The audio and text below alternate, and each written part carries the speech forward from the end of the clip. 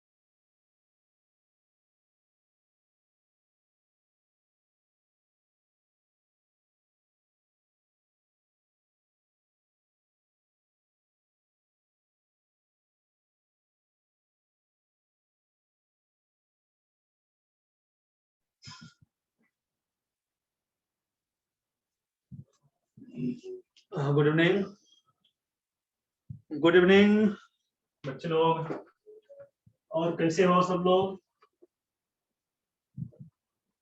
और कैसे हो भाई सब लोग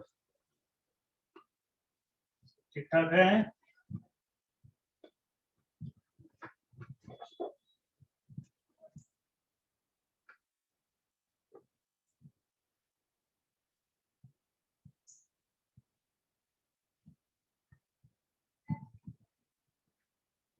बस ठीक हूँ चलो तो अब स्टार्ट करें हम लोग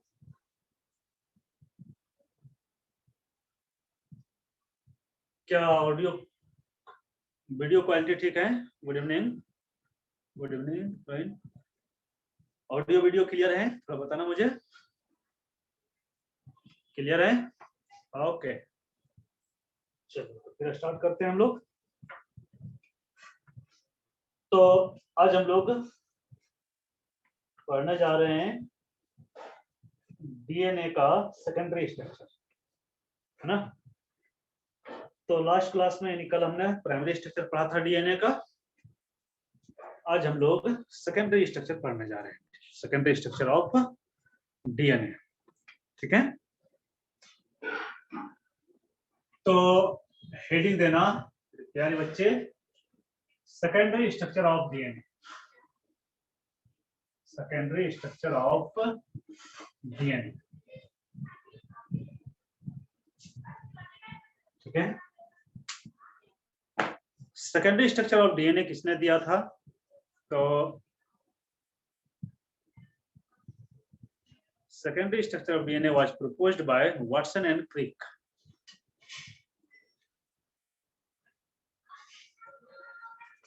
तो लिखना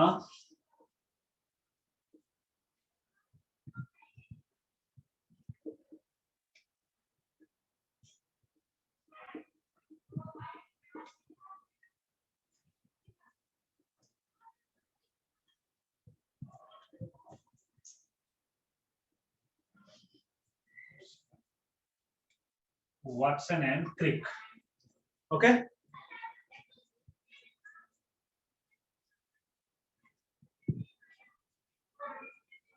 अब इनके अनुसार according to them DNA is double helical structure. Helical structure means helix like structure होता है ना. आपने देखा हेलिक्स अल्फा जो है, हेलिक्स और beta pleated structure, alpha helix आपने देखा प्रोटीन में. तो DNA is double helical structure. Double helical structure होता है according to Watson and Crick.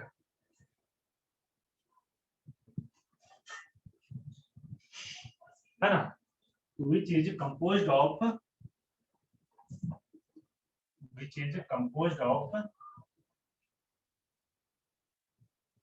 two right-handed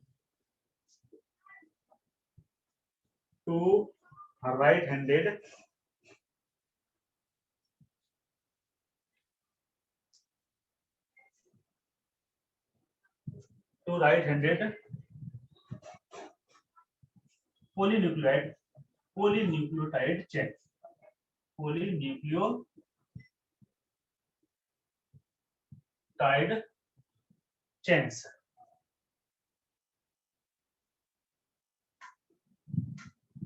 है ना. coiled around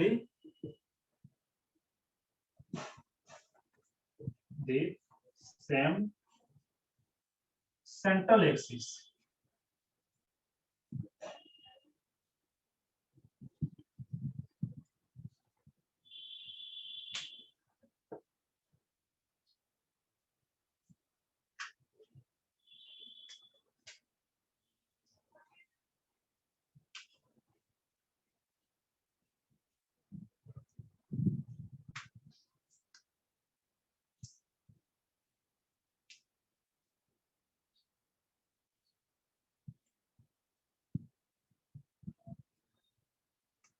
फिर लिखना the two strands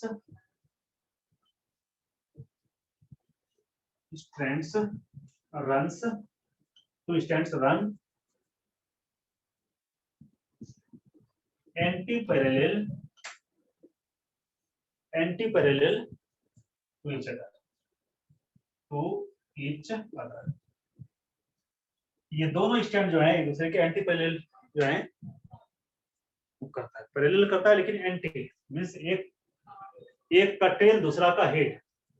है ना. इसको नोट कर लो पहले आप.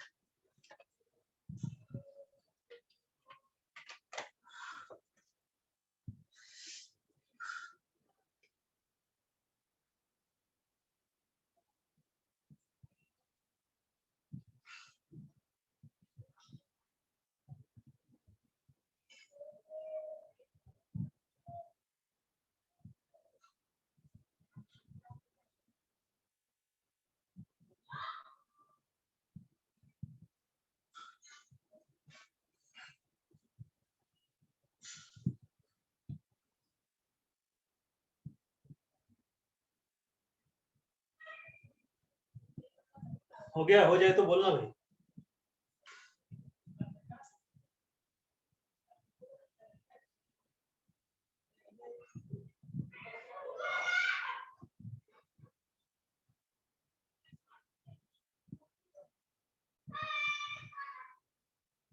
हो गया.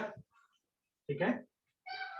तो मैं आपको डायग्राम से बता रहा हूँ, अभी आपको ये समझ में नहीं आया होगा, ठीक है। जो मेडिकल वाले हैं तो उसको तो समझ में आ गया होगा, क्लियर है ना, पढ़ा होगा। तो नॉन मेडिकल वाले को थोड़ा सा प्रॉब्लम होगा, तो मैं अभी इसका स्ट्रक्चर जो है ड्रॉ करूंगा, ठीक है, डबल हेलिकल स्ट्रक्चर, फिर आपको क्लियर हो जाएगा। हाँ भाई, ये क्या बोल रहे हो? श्रुति, अरे ये बायोमोलिक्यूल्स चल रहा है भाई, लो, तो बायोमोलिक्यूल्स चल रहा है, इसमें पूछने की क्या बात है ना। बस बायोमोलिक्यूल्स का ये लास्ट टॉपिक है, लास्ट टॉपिक नहीं, एक और टॉपिक है विटामिन। तो विटामिन में तो कुछ है नहीं, बस, है ना, विटामिन में कुछ है नहीं, जानते हो विटामिन ए का क्या नाम होता है, उसकी डिफिशियंसी से क्या होता है, तो वो लिखा देंगे, वो आप खुद भी लिख सकते हो बुक से, क्योंकि मैं भी आपको बुक से ही लिखा दूंगा, ठीक है। तो उसमें सिर्फ आपको याद करना है, रटना है, कुछ है नहीं, है ना। तो आज हम लोग का ये चैप्टर जो है बायोमोलिक्यूल्स जो है, आज हम लोग का खत्म हो जाएगा। हाँ, आज लास्ट ही लेक्चर है भाई, आज बायोमोलिक्यूल्स का लास्ट लेक्चर ही है, ठीक है। हम लोग बहुत जल्दी उब जाते हो एक चैप्टर में, है ना, जबकि, है ना, जबकि बहुत लंबा समय चलता नहीं है, कोई भी चैप्टर बहुत लंबा समय तक कहाँ चलता है ना। 4 दिन, 5 दिन, 6 दिन, 8 दिन यही चलता है, इसमें उब जाते हो, ठीक है। चलो आगे बढ़ते हैं। तो अब ये दोनों स्टैंड जो आपस में जो जुड़ा रहता है, तो दोनों आपस में जो जुड़ा रहता है वो किससे जुड़ा रहता है, तो हाइड्रोजन बॉन्ड से जुड़ा रहता है ना। Means both the chains are held together by hydrogen bonds। फिर यहां से लिखना कि both the chains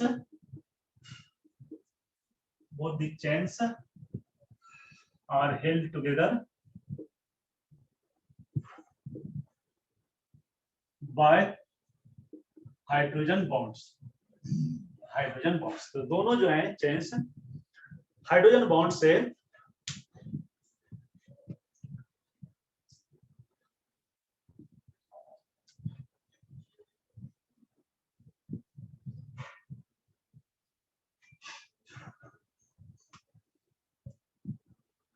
ठीक है। तो दोनों चेन जो है हाइड्रोजन बॉन्ड से आपस में जुड़ा रहता है। अब हाइड्रोजन बॉन्ड किसके बीच होता है, तो यहाँ जो है एडेनिन जो है, फिर पैराग्राफ चेंज करके लिखना कि एडेनिन किसके साथ पेयर बनाता है, तो adenine pairs with thymine. Adenine जो है वो थायमिन के साथ पेयर करता है ना। दोनों, जैसे ये एक चेन है, अभी बता रहा हूं मैं, क्लियर हो जाएगा। इधर का एडेनिन, इसका थायमिन, इस तरह से डबल हाइड्रोजन बॉन्ड से। उसी तरह से ग्वानिन किसके साथ पेयर करता है, तो ग्वानिन जो है ये साइटोसिन के साथ पेयर करता है, ठीक है। दोनों चेन, ये एक चेन हो गया, दूसरा चेन ये हो गया, और दोनों चेन जो आपस में जुड़ा रहता है वो हाइड्रोजन बॉन्ड से जुड़ा रहता है। तो हाइड्रोजन बॉन्ड किसके बीच होता है, तो एडेनिन थायमिन के बीच होता है डबल हाइड्रोजन बॉन्ड, और ग्वानिन साइटोसिन के साथ हाइड्रोजन बॉन्ड बनता है, और ग्वानिन साइटोसिन के बीच जो है 3 हाइड्रोजन बॉन्ड होता है, ठीक है। तो adenine pairs with thymine through 2 hydrogen bonds while guanine pairs with uracil through 3 hydrogen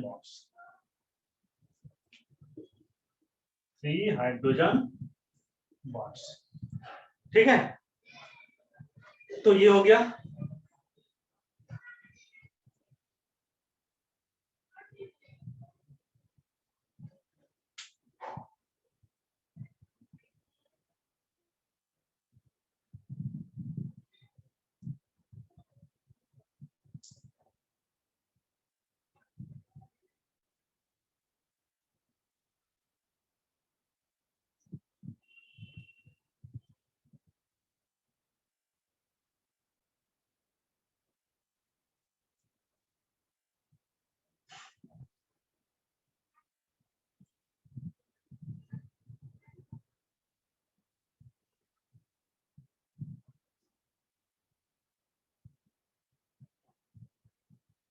हाँ भाई वही तो बोला मैंने, यहाँ लिखा तो एडेनिन पेयर्स विथ, एडेनिन जो है थायमिन के साथ पेयर करता है, और ग्वानिन जो है साइटोसिन, अच्छा सॉरी सॉरी सॉरी, ये गलती से मैंने लिख दिया, ग्वानिन साइटोसिन के साथ है ना, विथ साइटोसिन।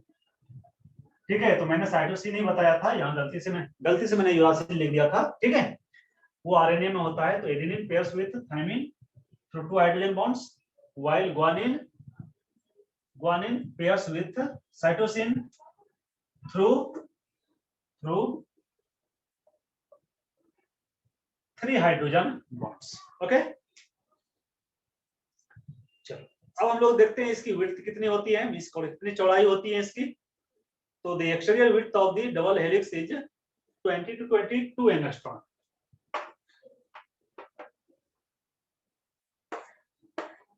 तो लिखना कि the exterior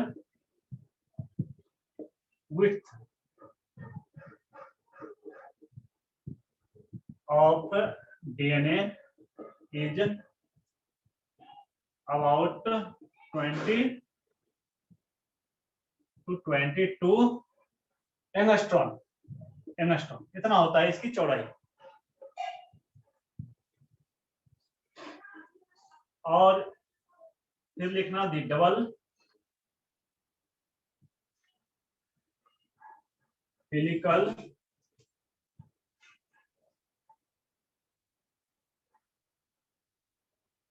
structure, double helical structure repeats at an interval of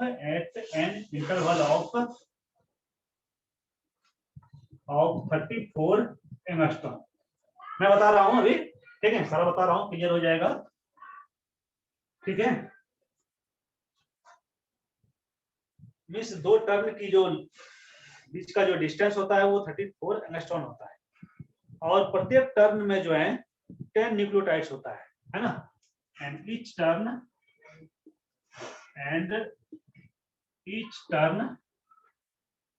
consists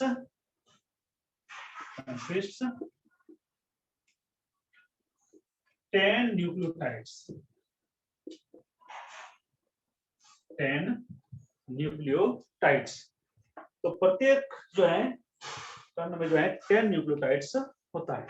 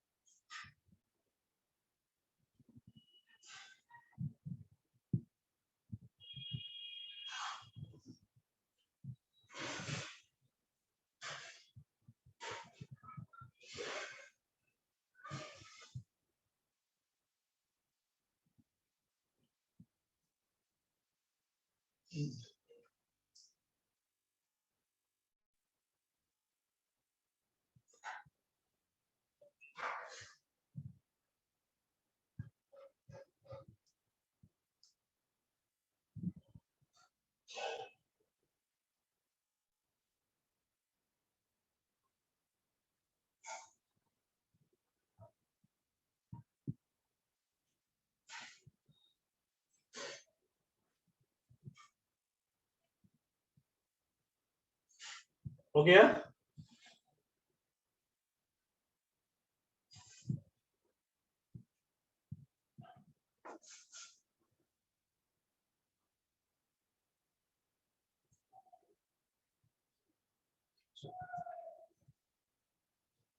चलो हम लोग स्ट्रक्चर देख लेते हैं।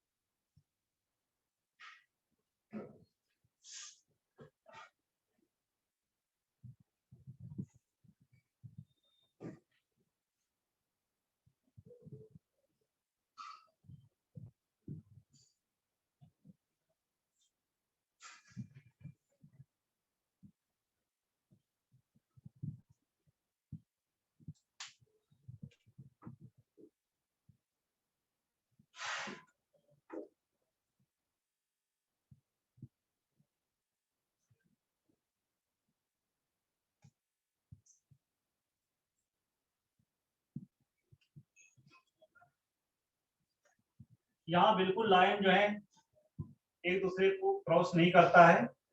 आपको लग रहा होगा कि बिल्कुल फ्लैट स्ट्रक्चर है, बल्कि फ्लैट स्ट्रक्चर ये नहीं है। कहीं भी जो है ये क्रॉस नहीं करता है, एक दूसरे को टच नहीं करता है, बिल्कुल 3 डायमेंशनल स्ट्रक्चर होता है। ठीक है, इसलिए मैं इसको इस तरह कर रहा हूँ। तो ये यहाँ बोर्ड पर तो लग रहा है कि ये लाइन टच कर रहा है, लेकिन ये टच बिल्कुल नहीं करता है ना, बिल्कुल ऐसे होता है ना, इस तरह से, ऐसे 3 डायमेंशनल स्ट्रक्चर होता है ना, ऐसे ऐसे लाइन टच नहीं करता, इस तरह से लाइन टच नहीं करता है, ऐसे होता है। ठीक है, इस तरह से एक का हेड है ना, दूसरे का टेल, मीन्स एंटी पैरेलल हो गया। एक का आप ये ले लो हेड, दूसरे का ये क्या हो गया, टेल हो गया, हेड और टेल है ना। तो दोनों पैरेलल तो है लेकिन एंटी पैरेलल है। ठीक है, इस तरह से होता है। अब यहां जो है इसके जो चौड़ाई होती है, मैंने क्या कहा, इसकी जो विड्थ होती है 20 से 22 एंगस्ट्रॉम होती है। और ये दो टर्न, ये एक टर्न और दूसरा ये टर्न, ठीक है, ये दो टर्न है ना, ये दो टर्न के बीच का जो लंबाई होती है वो लगभग 34 एंगस्ट्रॉम होती है। अब ऐसा नहीं कि एग्जैक्टली 34 एंगस्ट्रॉम भी होता है, थोड़ा सा है ना 1 एंगस्ट्रॉम प्लस माइनस भी हो सकता है। ठीक है, तो बट एवरेज जो है वो 34 एंगस्ट्रॉम होता है। ठीक है, तो ये दो टर्न है ना, दो टर्न के बीच का जो लेंथ होता है 34 एंगस्ट्रॉम होता है। और मैंने कहा कि दो टर्न में कितने न्यूक्लियोटाइड्स होता है, तो 10 न्यूक्लियोटाइड्स होता है ना।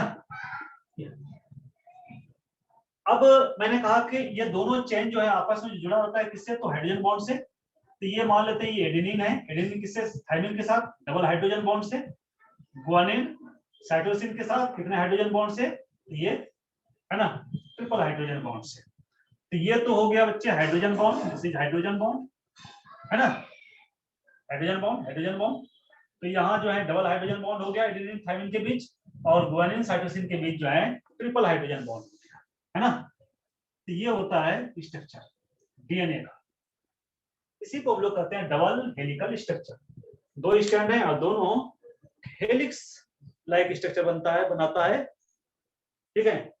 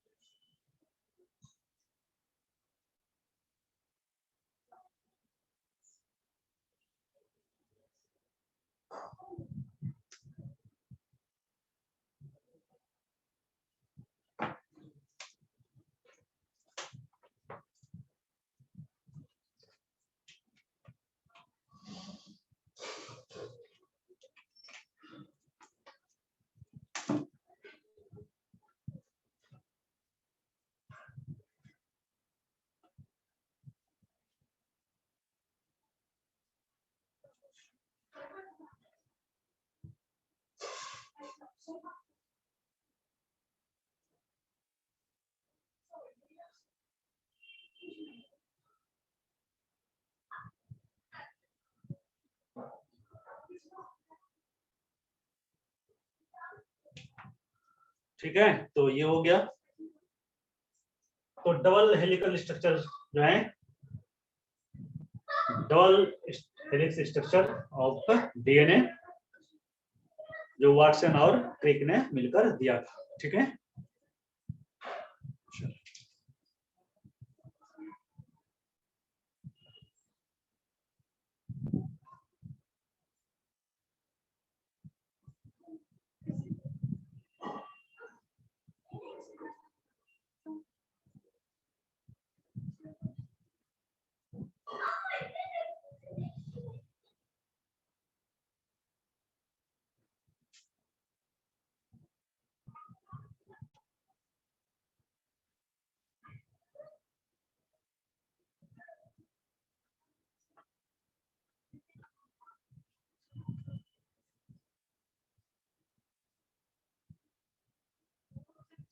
ठीक है, तो ये हो गया। उसके बाद आरएनए के बारे में थोड़ा सा मैं बता दूं। आरएनए के बारे में तो ऐसे बता ही चुके हैं, हम लोग पढ़ ही चुके हैं, लेकिन मैं आरएनए के बारे में, आरएनए का प्राइमरी स्ट्रक्चर, आरएनए का प्राइमरी स्ट्रक्चर ही पढ़ना है, हमें सेकेंडरी स्ट्रक्चर नहीं पढ़ना है, ठीक है।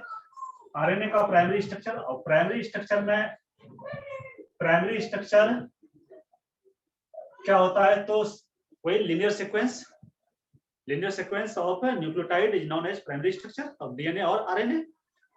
तो प्राइमरी स्ट्रक्चर तो वही हो गया, लीनियर सीक्वेंस ऑफ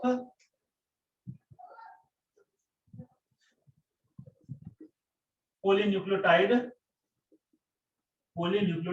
चेन, है ना, इज नोन एज न्यूक्लियोटाइड, फिर न्यूक्लियोटाइड, है ना, न्यूक्लियोटाइड, है ना, इस तरह से, ठीक। तो इस तरह बहुत सारे न्यूक्लियोटाइड मिलेगा तो पॉलीन्यूक्लियोटाइड बनेगा, है ना, और यही क्या होगा, तो आपका आरएनए होगा, ठीक है। लेकिन इसमें हमें ये जो है याद रखना है कि इसमें कौन सा शुगर होता है। तो ये मैं फिर से एक बार लिख दे रहा हूं कि इसमें जो शुगर होता है वो रिबोन्यूक्लियोटाइड, है ना, राइबोज शुगर होता है, राइबोज शुगर होता है। इसमें जो बेसेस होता है, इसमें जो बेसेस होता है वो कौन कौन सा होता है, तो एडेनिन,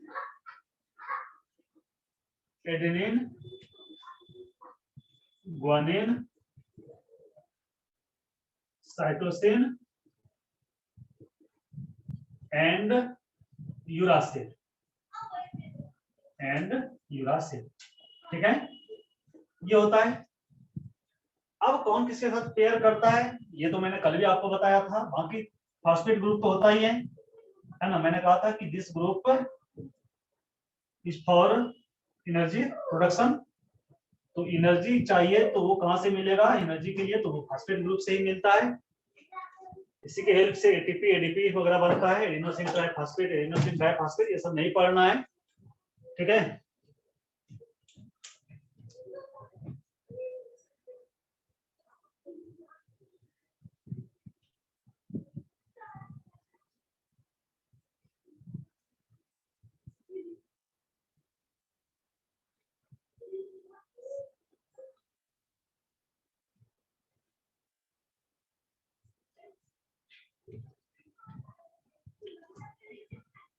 उसके बाद आरएनए जो होता है ये जनरली जो है सिंगल स्टैंडर्ड होता है ना, कुछ एक्सेप्शन को छोड़कर, है ना, कुछ एक्सेप्शन को छोड़कर बाकी जो आरएनए होता है वो सिंगल स्टैंडर्ड होता है। तो जो एक्सेप्शन वगैरह नहीं पढ़ना है वो बायोलॉजी में पढ़ना है, केमिस्ट्री में आपको बिल्कुल जरूरत नहीं पढ़ना है।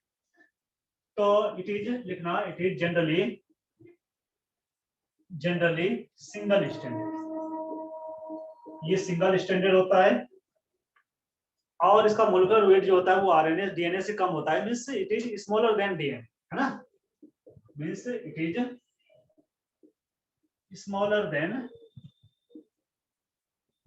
Then DNA. डीएनए से जो है ये छोटा होता है, ठीक है।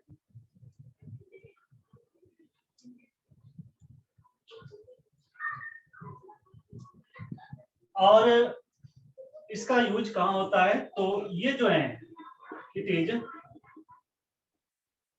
प्रेजेंट मेनली इन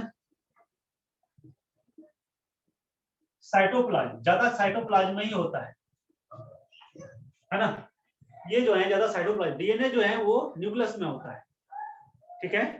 लेकिन आरएनए जो है ये ज्यादा साइटोप्लाज्म में होता है, एंडोप्लाज्मिक रेटिकुलम पर होता है, राइबोसोम पर होता है ना, ये सब पर जो है आरएनए होता है ना। साइटोप्लाज्म में कहां होता है, तो एंडोप्लाज्मिक रेटिकुलम में होता है ना, एंडोप्लाज्मिक रेटिकुलम में होता है, राइबोसोम में होता है, ठीक है।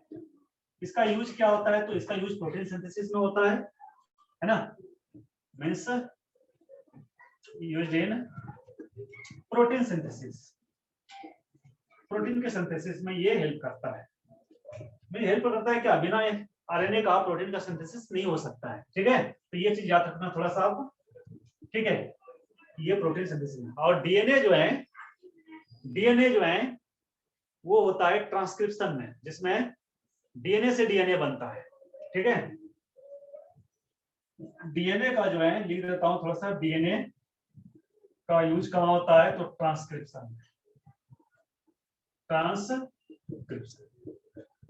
ट्रांसक्रिप्शन में क्या होता है, तो डीएनए से ही डीएनए बनता है ना। डीएनए से जो डीएनए बनता है, ठीक है, वो होता है।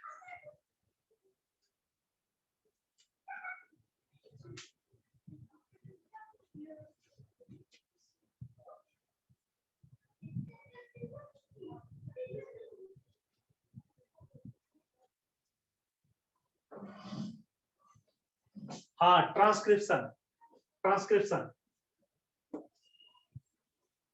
ट्रांसक्रिप्शन जिससे जो है एक न्यू डीएनए बनता है।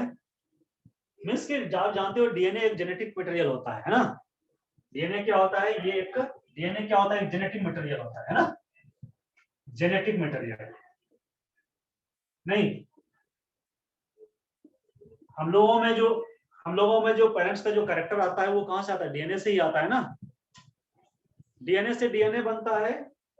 अच्छा, डीएनए से आरएनए जो बनता है, सॉरी, डीएनए से जो आरएनए बनता है, डीएनए से आरएनए जो बनता है उसको ट्रांसक्रिप्शन कहते हैं, ठीक है। डीएनए से जो आरएनए बनता है ट्रांसक्रिप्शन कहते हैं, ठीक है। और एक होता है रेप्लिकेशन, रेप्लिकेशन में डीएनए से डीएनए बनता है ना। एक होता है रेप्लिकेशन, है ना, इसमें डीएनए से तो इतना जरूरत नहीं है ना आपको पढ़ने का, ठीक है, मैं बता दिया थोड़ा सा, ठीक है। तो ये जेनेटिक मटेरियल है, आप सब जानते हो, ये तो सबको पता है कि ये जेनेटिक मटेरियल होता है ना, है ना। ओके, ठीक। अच्छा, आरएनए भी जेनेटिक मटेरियल होता है, लेकिन कुछ वायरस में जो है आरएनए भी जेनेटिक मटेरियल होता है, लेकिन मोस्टली 99.9% जो है वो डीएनए ही जेनेटिक मटेरियल होता है, ज्यादा ऑर्गेनिज्म, ठीक है। मींस 99.9% ऑर्गेनिज्म में DNA is the genetic material, लेकिन कुछ ऐसे वायरस होता है जिसमें आरएनए भी जेनेटिक मटेरियल होता है, तो वो हमारा जो है नहीं है, वो बायोलॉजी का सब्जेक्ट है, ठीक है, ठीक है। तो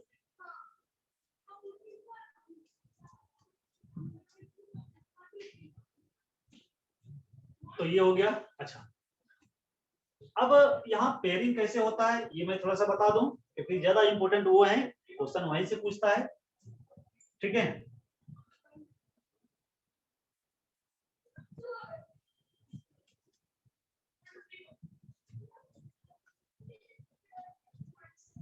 ठीक है, तो जेनेटिक मटेरियल होता है 99.9% में, है ना, ऑर्गेनिज्म।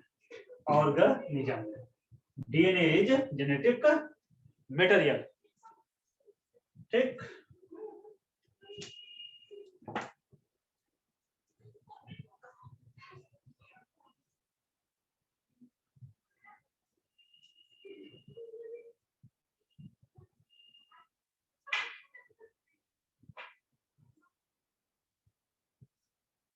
हो गया।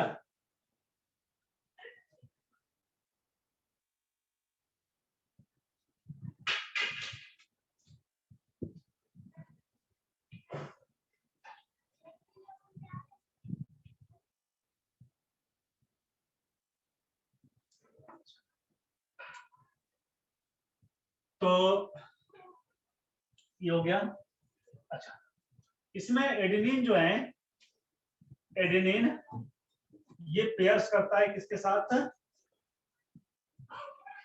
पेयर्स करता है विथ यूरासिल के साथ, बस ये याद रखना, है ना, विथ 2 हाइड्रोजन बॉन्ड, है ना, मींस थ्रू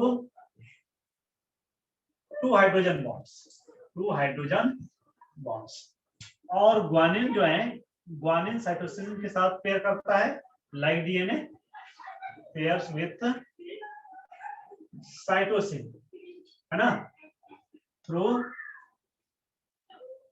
3 हाइड्रोजन बॉन्ड्स,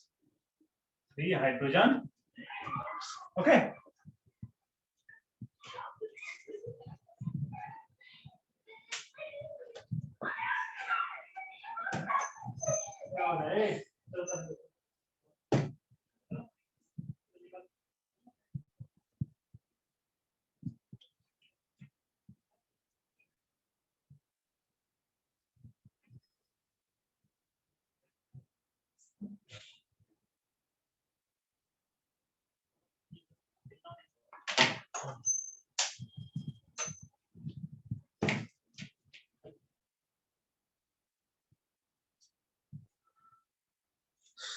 हाँ भाई हो गया।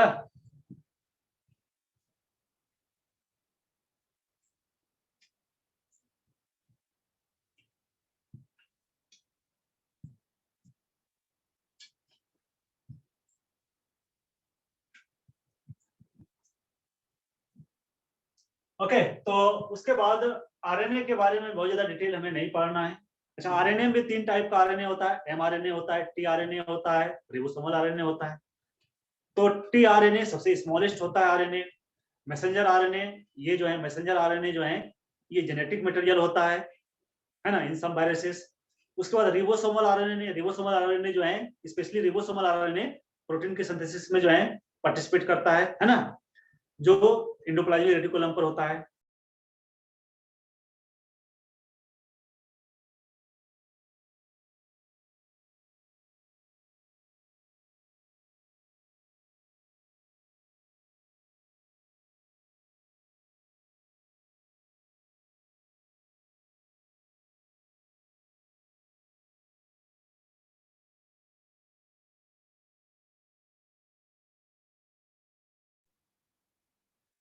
ठीक है, तो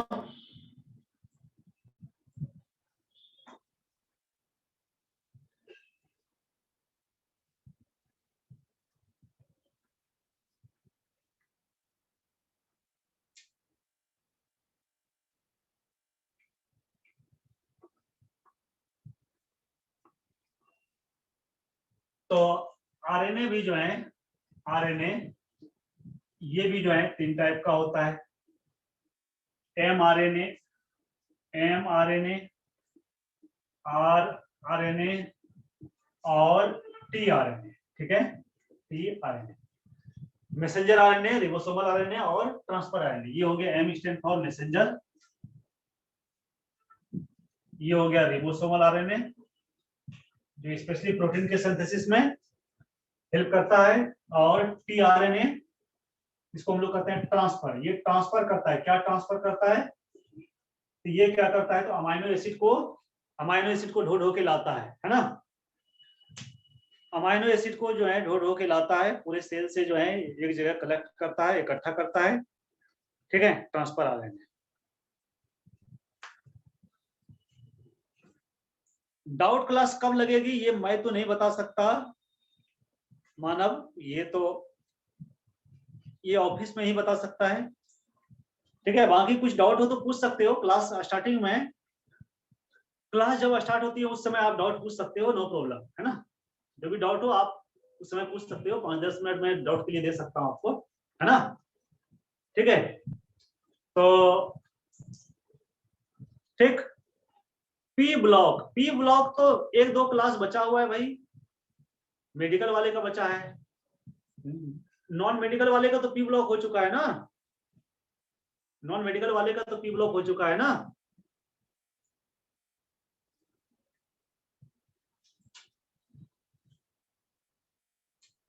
अक्स उतना डिटेल में तो हमें नहीं पढ़ना है कि टीआरएनए क्या करता है, एमआरएनए क्या करता है। ठीक है, तो अगर मेडिकल का हो तो आप पढ़ लेना बायोलॉजी में, अगर नॉन मेडिकल का हो तो आपको जरूरत नहीं है इसके आगे पढ़ने। चलो मैं थोड़ा सा आपको बता देता हूँ, ये जो है ये स्पेशली प्रोटीन के सिंथेसिस में, है ना, प्रोटीन सिंथेसिस में करता है। और ये जो है मैसेंजर आरएनए, ये जेनेटिक होता है, जेनेटिक मटेरियल होता है, genetic material of several viruses, कुछ वायरस का जेनेटिक मटेरियल होता है messenger RNA, rRNA protein synthesis. और टीआरएनए क्या करता है कि ये अमाइनो एसिड को कलेक्ट करता है ना, पूरे सेल में अमाइनो एसिड इधर उधर बिखरा हुआ रहता है, उसको क्या करता है जो है लेके आता है प्रोटीन के सिंथेसिस के लिए। ठीक है, तो आप कह सकते हो कलेक्ट, ये कलेक्ट करता है अमाइनो एसिड को, है ना, अमाइनो एसिड को कलेक्ट करता है, मिस, है ना, बात समझ गए ना। तो हर जगह से ये ढो ढो के लाता है, तब जाके प्रोटीन का सिंथेसिस होता है। नहीं, जैसे आपको खाना पकाना समझना, आपको खाना बनाना है तो खाना बनाने के लिए क्या चाहिए भाई, आपको राइस चाहिए, दाल चाहिए, सब्जी चाहिए, तो आप क्या करते हो, सबसे मार्केट से लाते हो ना, दाल लाते हो, चावल लाते हो, है ना, और आटा लाते हो, है ना, सब्जी लाते हो, फिर खाना पकाते हो उसी तरह से। ठीक है, तो खाना पकाने का तो काम ये करता है, आरएनए करता है ना, खाना पकाने का काम कौन करता है, यानी प्रोटीन का सिंथेसिस का काम कौन करता है, ये RNA, ये प्रोटीन का सिंथेसिस होता है। अब प्रोटीन के सिंथेसिस के लिए क्या चाहिए? अमाइनो एसिड्स, क्योंकि अमाइनो एसिड से प्रोटीन बनता है। तो फिर अमाइनो एसिड चाहिए, तो अमाइनो एसिड को लाएगा कौन? तो अमाइनो एसिड को ये लाता है, tRNA लाता है। ठीक है, इसका काम होता है अमाइनो एसिड को कलेक्शन करना, इसका होता है फिर उस अमाइनो एसिड से प्रोटीन का बनाना, सिंथेसिस करना। ठीक है, तो ये हो गया।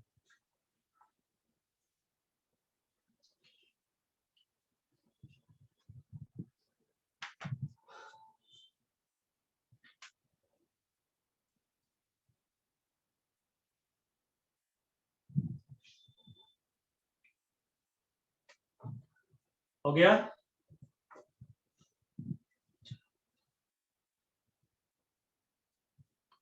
लिखना चारगाप्स, चारगाप्स, ये क्या होता है लिखते हैं। ठीक है, चारगाप्स वाज ए बायोलॉजिस्ट, बायोलॉजिस्ट था। उन्होंने क्या कहा था? तो उन्होंने कहा था कि the mole percentage of adenine, उन्होंने कहा था according to him the mole percentage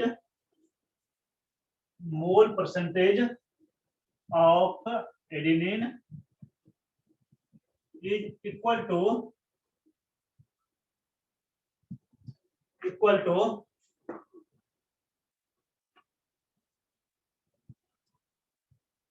the mole percentage of adenine is equal to thymine and guanine is equal to cytosine, है ना। मीन्स मोल परसेंटेज एडेनिन और थायमिन का equal होगा और guanine cytosine के साथ का इक्वल होगा। अच्छा, क्यों इक्वल होगा? आप देख रहे हो ना, हमने कहा ना कि एडेनिन थायमिन के साथ पेयर करता है, ये दोनों तो इक्वल होना चाहिए, बराबर होना चाहिए। ग्वानिन साइटोसिन के साथ पेयर करता है, ये दोनों भी इक्वल होना चाहिए। तो वही बात जो है चारगाप्स ने कहा था कि एडेनिन थायमिन के इक्वल होता है और ग्वानिन साइटोसिन के इक्वल होता है।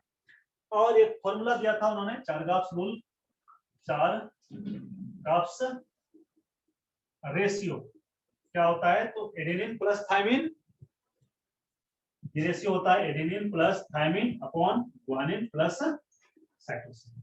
ठीक है, इस दोनों के रेशियो को कहते हैं हम लोग चारगाप्स रेशियो। और ये डिफरेंट स्पीशीज के लिए डिफरेंट होता है ना। ये जो रेशियो होता है ये डिफरेंट होता है फॉर डिफरेंट स्पीशीज, अलग अलग स्पीशीज के लिए अलग अलग होता है, different for different species. Means human का अलग होता है, ठीक है, बैक्टीरिया का अलग होगा,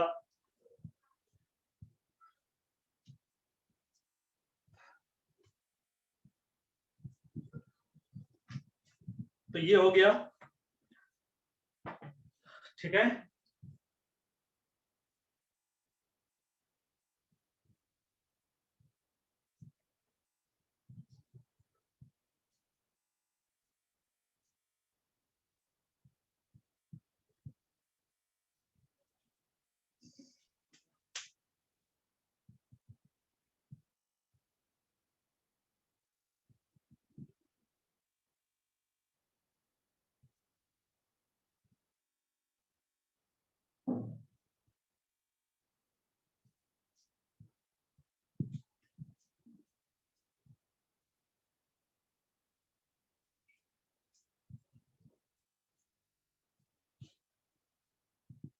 हो गया। अब नेक्स्ट एंड लास्ट जो है हमारा वो है विटामिन। तो विटामिन में हमें क्या क्या पढ़ना है? तो विटामिन में हमें पढ़ना है विटामिन का केमिकल नेम क्या है, डिफरेंट विटामिन का केमिकल नेम क्या है और उसकी डिफिशियंसी डिजीज क्या है। तो आप ऐसा करना कि हेडिंग देना विटामिन और इसमें आप 3 कॉलम बना लेना, इधर नेम, उसके बाद नहीं इधर करना विटामिन और इधर केमिकल नेम और इधर डेफिशिएंसी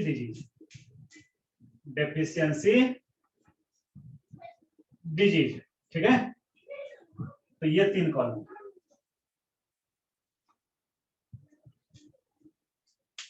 बाकी बाकी जो है विटामिन ए, जैसे ए है उसका केमिकल नेम क्या है, उसकी डिफिशियंसी डिजीज क्या है, मीन्स उसकी कमी से क्या होता है। हाँ मेडिकल नॉन मेडिकल सबका है भाई, सबको करना है, ठीक है। मेडिकल नॉन मेडिकल सबको करना है, ठीक है, सबको याद रखना है। बहुत है ना, बहुत छोटा लिस्ट है भाई, कुछ भी नहीं है ना, कुछ भी नहीं है, इतना ही पढ़ना है। बाकी सोर्स वगैरह नहीं पढ़ना है, सोर्स वगैरह तो आप क्लास 5-6 से ही पढ़ते आ रहे हो, है ना। मैं देखता हूँ क्लास 6 के सिलेबस में, मैं देख रहा था एक दिन कि विटामिन का जो है सारा चीज है, ये है ना, विटामिन उसका नेम क्या है, केमिकल नेम क्या है, डिफिशियंसी क्या है, उसका सोर्स क्या है ना। क्लास 6-7 में पढ़ना पड़ता है सोर्स वगैरह, तो सोर्स वगैरह हमें नहीं पढ़ना है ना, हमें ये 3 चीज पढ़ना है, ठीक। तो मैं इसका लिखा देता हूँ आपको, आप खुद लिख सकते थे लेकिन मैं आपको है ना लिखा देता हूँ।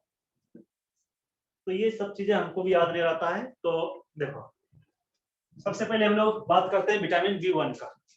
अच्छा विटामिन में लास्ट में ई नहीं होता है, मैंने गलती से लिख दिया ई।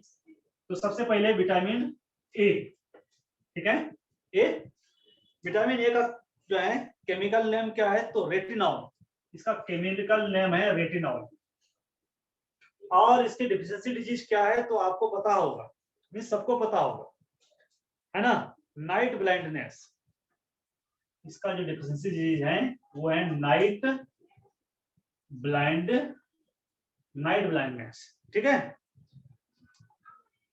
इसको हिंदी में कहते हैं रतौंधी।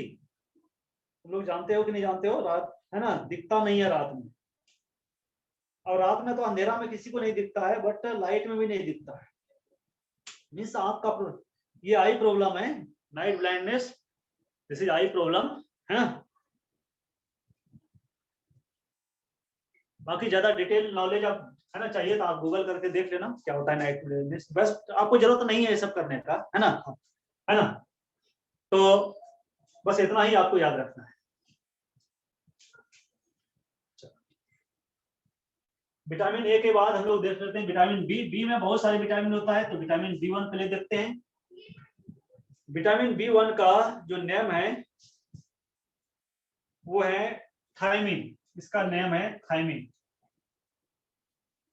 थायमिन, ठीक। और इसकी डिफिशियंसी डिजीज क्या है, इसकी कमी से क्या होता है, तो बेरी बेरी, इसकी कमी से बेरी बेरी होता है ना। अब आप देख लेना बेरी बेरी क्या होता है, क्योंकि मुझे याद नहीं है ना, to be honest with you, ठीक है। तो आप देख लेना, अगर आपको देखना है कि बेरी बेरी क्या होता है तो आप देख सकते हो, गूगल कर देना, ठीक।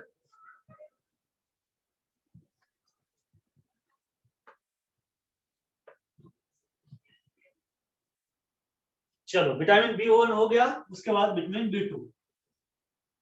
B2 का नेम है रिबोफ्लेविन, रिबोफ्लेविन, रिबोफ्लेविन। इसकी डिफिशियंसी डिजीज क्या है, तो स्किन वगैरह क्रैक होता है, क्रैकिंग ऑफ स्किन लिप्स, है ना, क्रैकिंग ऑफ स्किन। तो याद रखना, मैंने याद तो मुझे भी रखना चाहिए, मेरे भी जो है लिप्स में जो है थोड़ा सा ये हो गया है ना, प्रॉब्लम हो गया है। तो मुझे लगता है कि विटामिन B2 का कमी होगा, है ना, विटामिन B2 लेना पड़ेगा मुझे भी। तो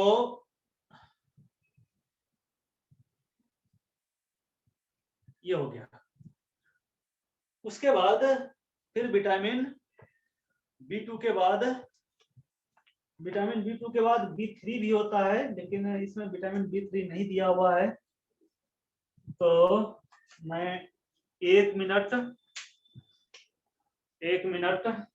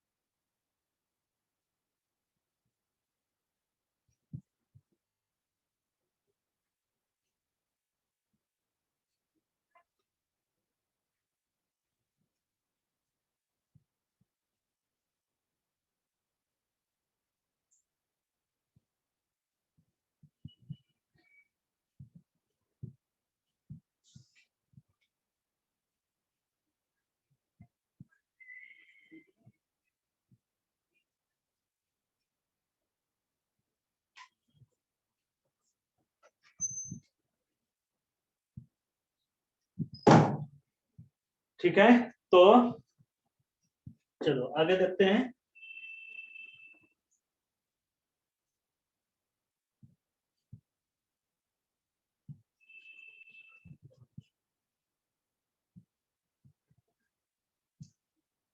तो विटामिन बी जो है B3, इसका नाम है नियासिन। Okay, niacin. ओके, और इसकी डिफिशियंसी जो है पेलेग्रा होता है ना। इसकी डिफिशियंसी डिजीज क्या है, तो इसकी डिफिशियंसी डिजीज है पेलेग्रा, है ना। ठीक है, चलो ओके, वेरी गुड मानव, चलो थैंक यू। चलो तो उसके बाद हम लोग विटामिन B6 देख लें। इसको पहले लिख लो, हो गया।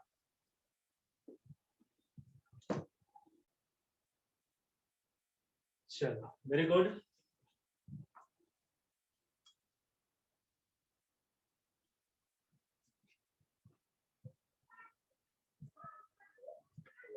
तो विटामिन B6 आप लिख लेना, B6। विटामिन B6 का नाम है पैराडॉक्सिन, पैराडॉक्सिन। ठीक है, और इसकी डिफिशियंसी डिजीज से क्या होता है, तो डर्मेटाइटिस होता है, एनीमिया होता है ना, डर्मेटाइटिस, एनीमिया, है ना, इटिस, ये होता है।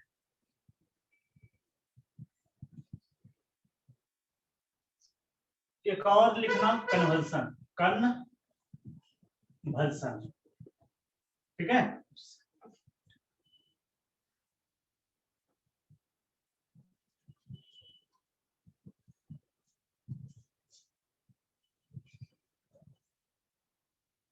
डर्मेट B3 से नहीं, इसमें जो है ये बुक में जो है भाई, बुक में तो B6 ही लिखा हुआ है। ठीक है, बुक में तो विटामिन B6 ही लिखा हुआ है। ठीक है, बट आप देख लेना। ठीक है, क्योंकि मैं बुक से ही लिखा रहा हूँ, है ना, मैंने बुक से ही लिखा रहा हूँ, क्योंकि मुझे याद नहीं, मैंने तो पहले ही बोल दिया है ना, मैंने बुक से ही लिखा रहा हूँ, है ना, और ABC बुक से लिखा रहा हूँ। ठीक है, ABC बुक से लिखा रहा हूँ, आपके पास होगा ही, तो आप देख लेना, बाकी अपने जो है लेवल से देख लेना थोड़ा सा। ठीक है, गूगल करके देख लेना, इसमें कोई बड़ी बात थोड़ी, बहुत छोटी चीज है भाई।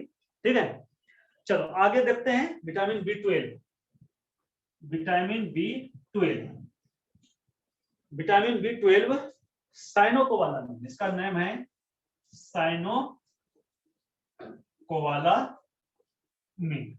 ठीक है, साइनोकोबालामिन, और इससे होता है, इससे भी एनीमिया होता है, pernicious anaemia, pernicious anaemia means होता है, एनीमिया क्या होता है, तो ब्लड की जो कमी होती है ना, उसी को बोलते हैं एनीमिया। ठीक है, और इन्फ्लामेशन ऑफ टंग, इन्फ्लामेशन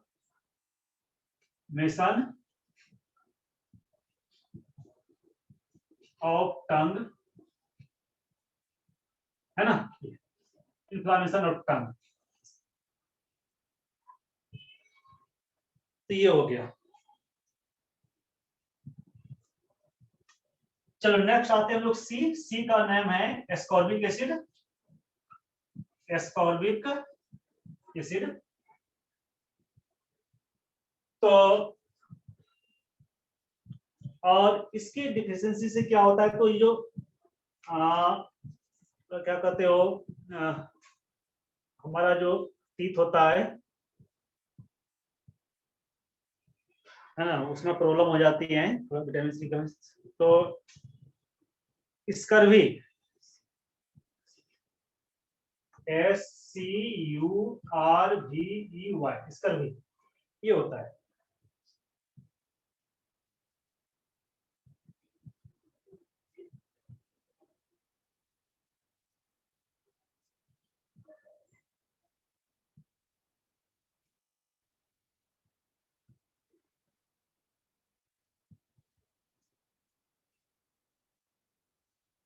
अरे एबीसी बुक अच्छी होती है भाई। हाँ, delay in bound delay, ABC book अच्छी बुक होती है। एबीसी नाम है, एबीसी ऑफ केमिस्ट्री। क्या नाम है बताइए, बताता हूँ। मॉडर्न एबीसी, मॉडर्न एबीसी जानते हो कि नहीं? जरूर जानते होंगे यार, बहुत अच्छी बुक है मॉडर्न एबीसी, है ना, ये बुक है। ठीक है। अरे तुम लोग मॉडर्न एबीसी नहीं देखा है? ये देखो, ये है मॉडर्न एबीसी, देखो। ठीक है, देखो दिख रहा है, दिखा?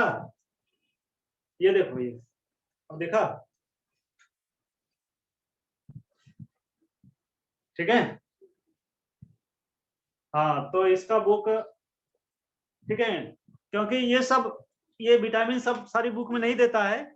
जो नीट और जेई की जो बुक आती है, नीट और जेई का बुक में उतना इतना डिटेल में नहीं देता ये सब चीज, है ना, विटामिन वगैरह के बारे में उतना डिटेल में नहीं देता है। तो ये सब बुक जो है मेनली +2 के लिए है, 11-12 के लिए ज्यादा अच्छा है। ऐसा नहीं नीट जेई के लिए नहीं है, नीट जेई के लिए भी ठीक है, लेकिन जो है बोर्ड के लिए ज्यादा अच्छा है। तो ये सब में डिटेल में देता है, इसलिए मैं इस बुक से लिखा रहा हूँ। ठीक है।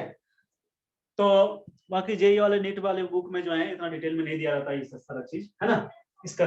ठीक है, हो गया। चलो आगे विटामिन डी देख लेते हैं। हाँ, बोर्ड ओरिएंटेड होता है ना, बोर्ड ओरिएंटेड बुक होता है ये सब।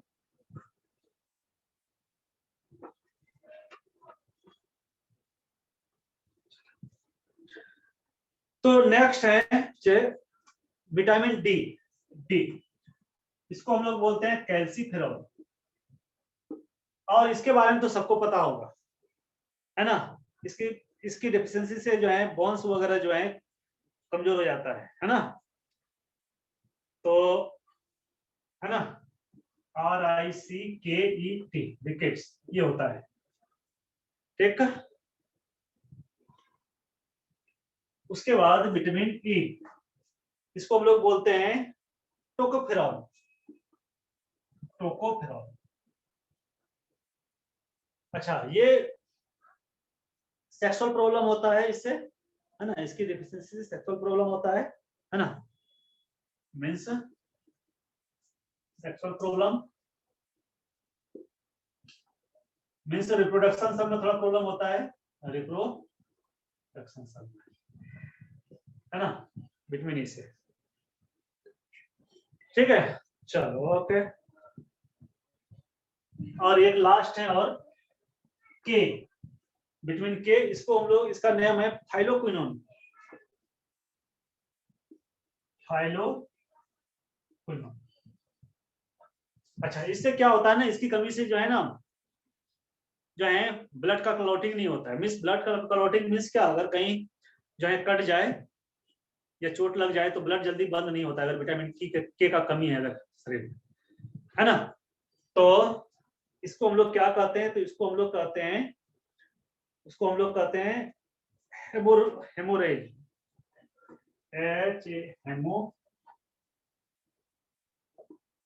हेमोरेज, HAG, है ना। तो ब्लड क्लॉटिंग वगैरह जो है बहुत देर से होता है इसकी कमी से, है ना। तो ये हो गया vitamin.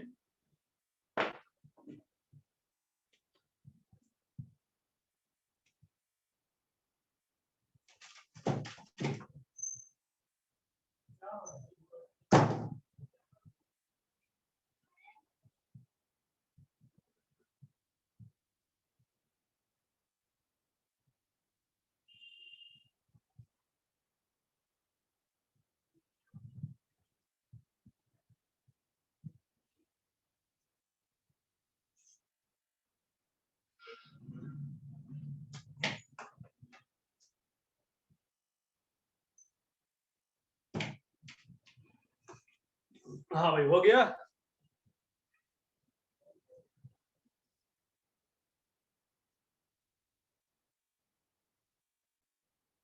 RBC destruction, okay okay.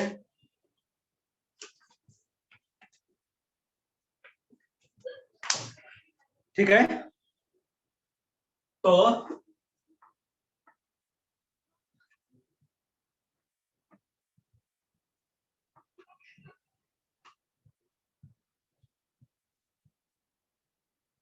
तो इस चैप्टर का जो है द एंड हो गया, है ना, इस चैप्टर का द एंड हो गया। और अब हम लोग जो नेक्स्ट चैप्टर पढ़ने जा रहे हैं, नेक्स्ट चैप्टर हम लोग पढ़ने जा रहे हैं मेटलर्जी, ठीक है। और मेडिकल वाले का जो पी ब्लॉक छूटा था थोड़ा सा, वो भी कवर कर लेंगे, ठीक है। तो उसको भी हम लोग कवर करेंगे और मेटलर्जी स्टार्ट करेंगे, ठीक है। तो क्या आज ही स्टार्ट करूं मेटलर्जी या नेक्स्ट क्लास में? मेटलर्जी आज ही स्टार्ट कर दूं या नेक्स्ट क्लास में स्टार्ट करूं, बोलो। क्या मूड है और पढ़ने का नेक्स्ट क्लास में? Next class, next class, okay okay.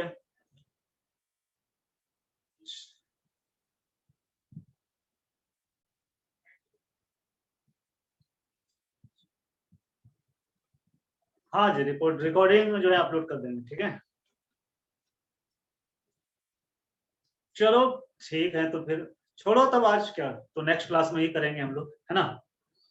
आज यहीं तक रहने देते हैं, ठीक है। इसको कर लेना बायो, तो बायोमोलिकुल्स जो है आप कर लेना अच्छा से। खासकर मैं जेई वाले को हमेशा कहता हूँ कि आप जरूर बायोमोलिकुल्स अच्छे से कर लेना, ठीक है। क्योंकि यहाँ से क्वेश्चन आपको आएगा ही, जानबूझकर क्वेश्चन जो है ना, जानबूझकर क्वेश्चन जो है देता है, ठीक है। क्योंकि जानता है एग्जामिनर कि बायोमोलिकुल्स में जेई वाले को प्रॉब्लम होती है। बस जितना मैंने आपको पढ़ाया ना, इसको ऑनेस्टली इतना ही पढ़ लेना, आपका क्वेश्चन जो है मिस नहीं होगा, क्वेश्चन नहीं छूटेगा, है ना। मैं आपको कह रहा हूँ, ठीक है। जितना मैंने पढ़ाया इतना ही आप कर लो, 100% क्वेश्चन इससे ही रहेगा, ठीक है। बाकी बोर्ड के लिए तो काफी है, ओके। चलो फिर मिलते हैं हम लोग, है ना, नेक्स्ट क्लास में, है ना। Okay, bye bye.